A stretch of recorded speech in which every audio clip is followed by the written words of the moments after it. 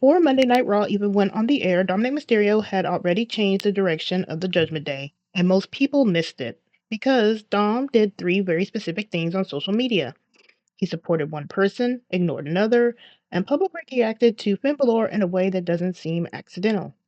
Then Raw happened, and suddenly Finn is being told to leave Judgment Day, Liv is reframing loyalty, Roxanne disappears, Raquel is tearing up Stephanie Akira, and Dominic's name gets dragged without a single person defending his name.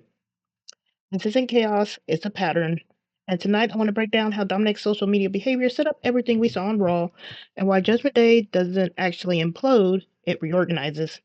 So, welcome. My name is Writer Maven. I am the host of the Wrestling Receipts podcast. I cover all things Judgment Day. Dom, Liv, Raquel, Finn, Roxanne, Poor Carlito, JD2, and Los Americanos, El Grande Americanos, and AEW.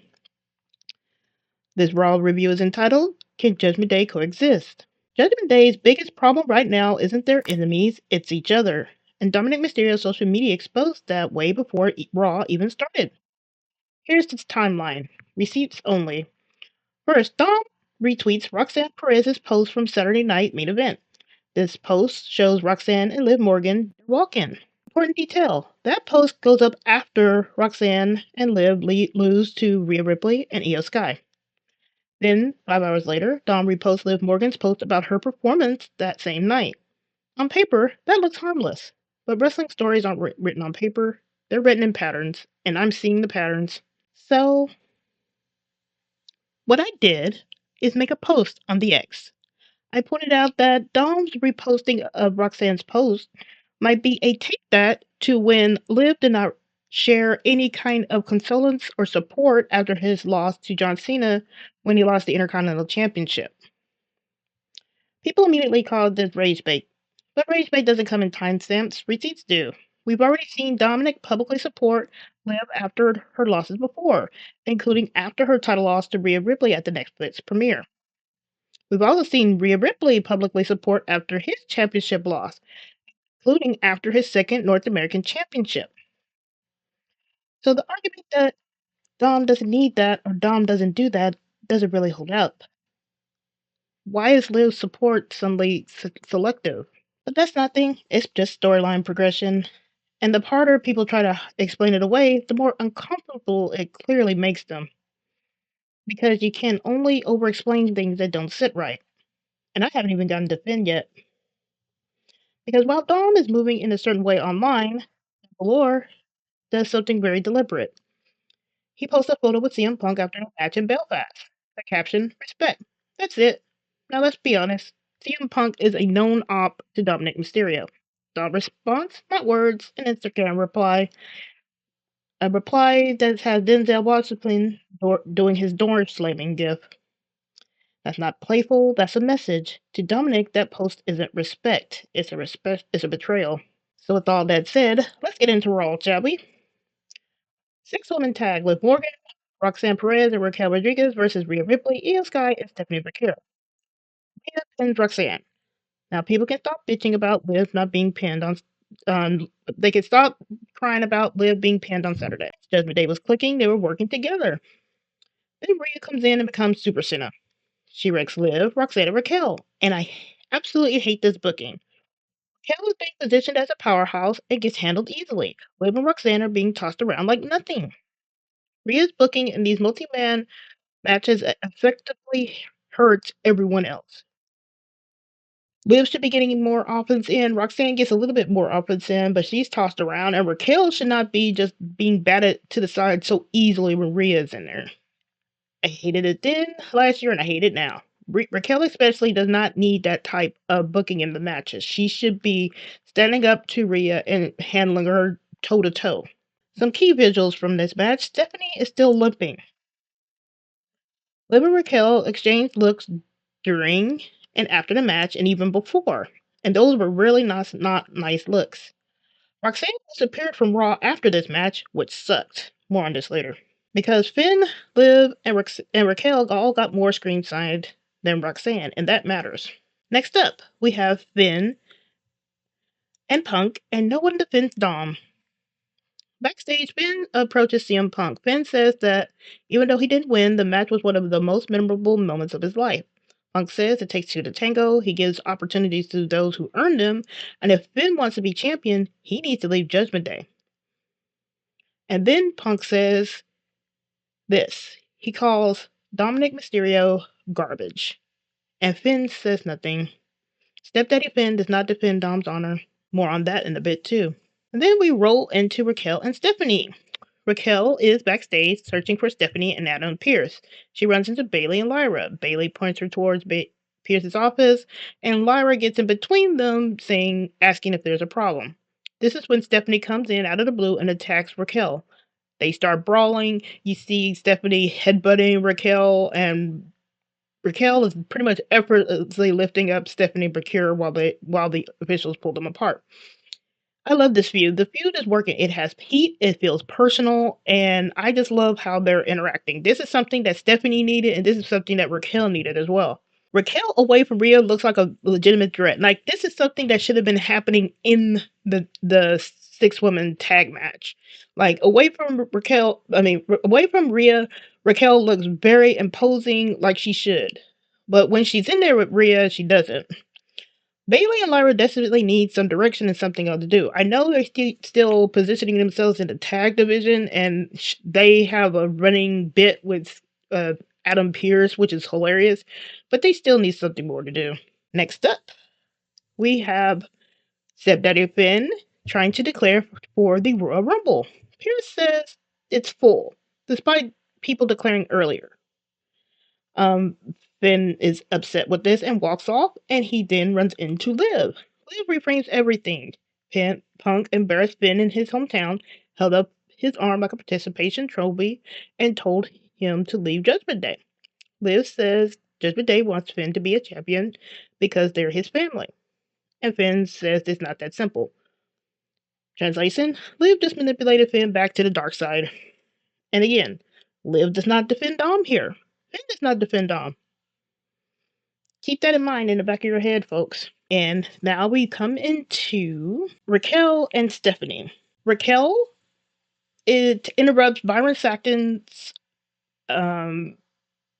interview that's happening during the commercial break. She's calling out Stephanie. She's saying that Stephanie's been avoiding her and that she has an excuses. And she pretty much says for Stephanie to make the match. Later on, after this interview, Stephanie walks up onto Adam Pierce and she says she doesn't want a match with Raquel. She wants a fight. And then Adam Pierce says that he's going to set a Philadelphia street fight for next Monday Night Raw.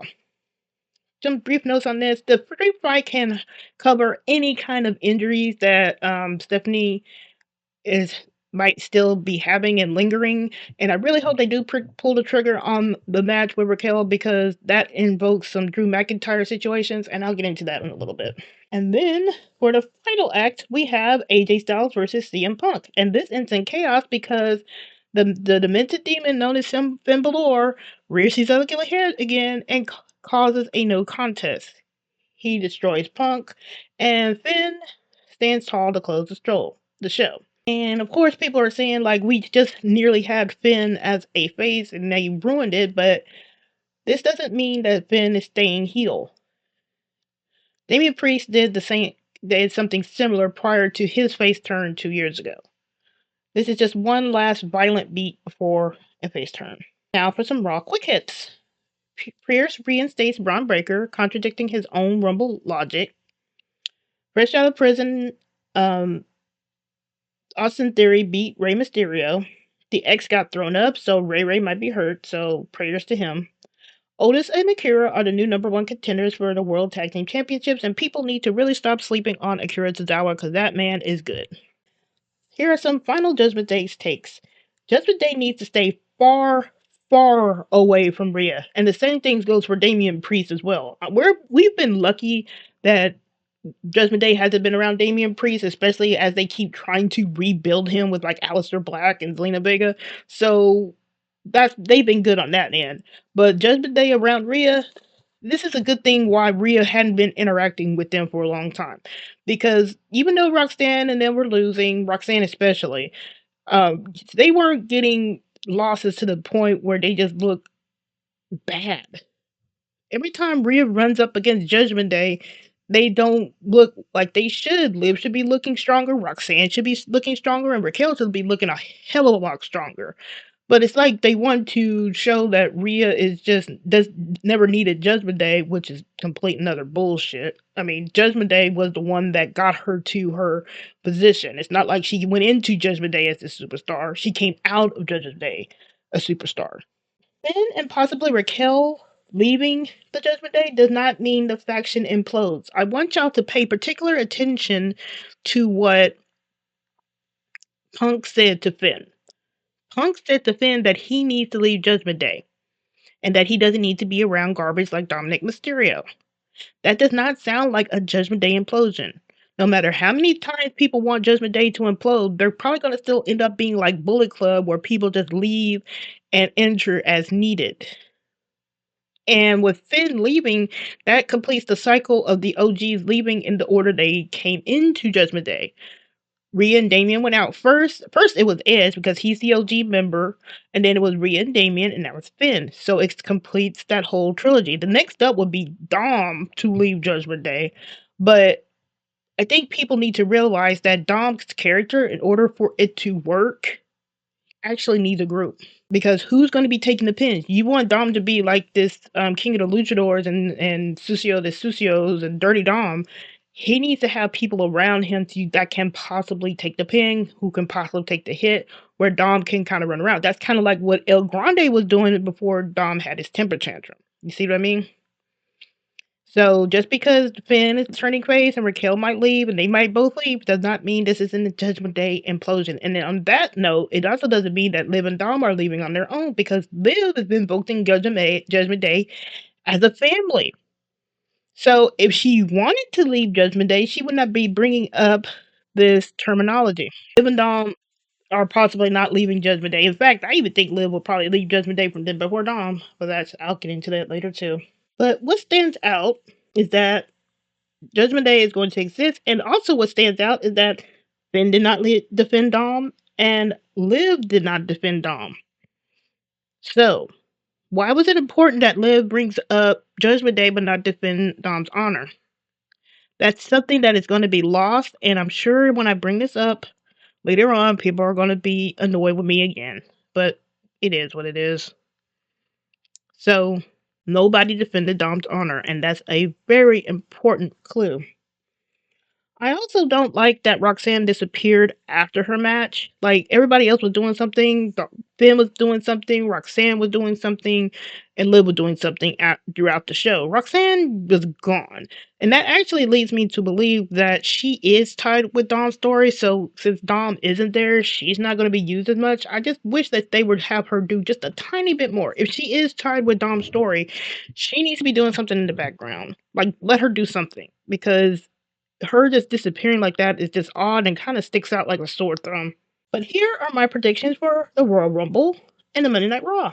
Liv probably might not win the Royal Rumble. Now, I hope for her fans' sake that she does, because there's going to be a meltdown of epic proportions if she doesn't.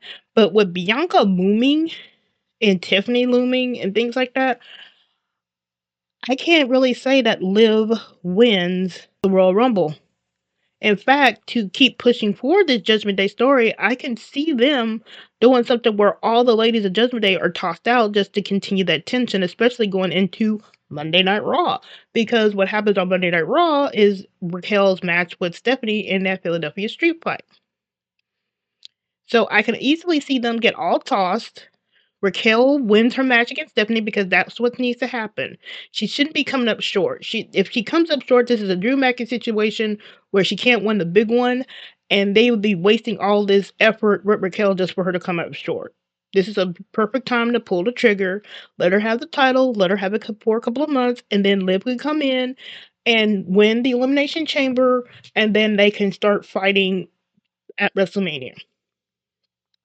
Because one other situation I've seen people throw out there is like Raquel be Liv's first feud after WrestleMania, like after she wins the title. And I think that's foul because people rarely win that first match after being challenged for it. And that's dragging out Raquel and Liv's feud way longer, because what does Liv do? What does Raquel do between now and WrestleMania if she's not involved with Liv?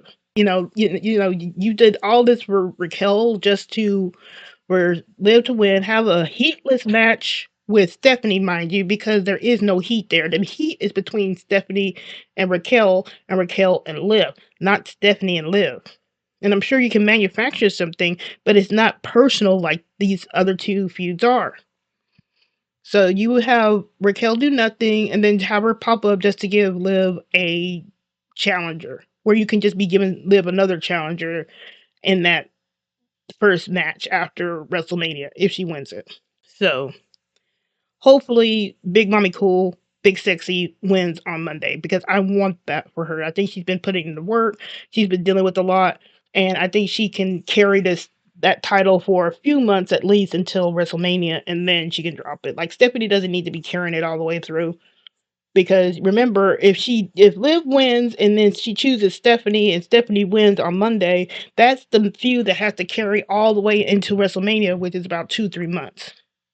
Like, what do you do in the interim?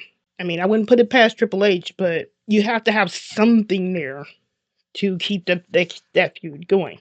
And for who I think would probably win the Royal Rumble, Bianca. I think she returns. Like, people are saying that because the Street Profits are going to be in NXT doing some live events, that Bianca doesn't return. That doesn't mean anything. Naomi and Jimmy would do things separately, or they would be used at all, and other people would be doing something, and they're the married couple. So just because Street Profits are in NXT doing something doesn't mean Bianca can't be halfway around the world at the Royal Rumble. Right. If they want a big surprise, they can do that. The WWE has ways. It's just kind of like how Dom showed up over there in Saudi Arabia for Liv when we thought he wasn't going to pop up. Like, I mean, they can do it. I also think Dom is going to return at the Royal Rumble. See, I thought he was going to come in and like toss Finn at the Royal Rumble, but since Finn is being his demented self and attack CM Punk, I think Finn will be challenging CM Punk at the Royal Rumble for the title. Because they can do an impromptu like match there to kind of fill out the card, and then you can have Finn lose and he can be upset, and then maybe Dom comes in and mocks him because CM Punk is still Dom's ops, even though it hasn't gotten reached out to TV just yet officially. And then hopefully this coming up Monday, Roxanne fully re-enters the story in a major way. Like, she needs to hit the ground running and get her storyline going. Like, she's been a supportive role, like she's being like the little sister to Liv, and helping fill out this feud with Raquel. But this is where it needs to go.